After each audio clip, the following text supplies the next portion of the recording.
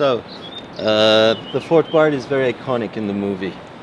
It starts, it comes out again, it finishes.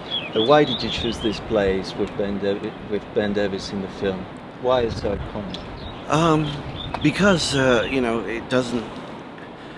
Forte Bar doesn't look like anything else I've seen. It's very beautiful, has a lot of history.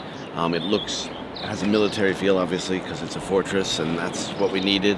But more than that, it lends a beauty, an epic scale, shows that this movie is going to be, more all over the world and more epic than the first one, and even a little bit creepy, because at night it does start to look like a Frankenstein castle, which is useful for us since it's a Frankenstein movie. Yeah. And secondly, what are your souvenirs of the period you stayed here during the recce and during the shooting? The biggest souvenir I got from here was an addiction to espresso that I am not pleased about.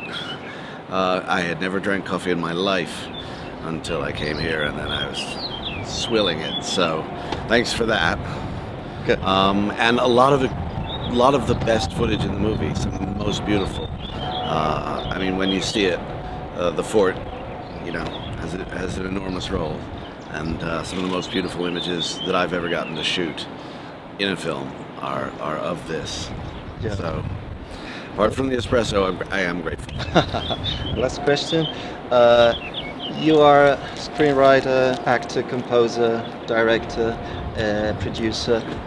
They talk about Joss verse or Whedon verse. Who is really Joss Whedon?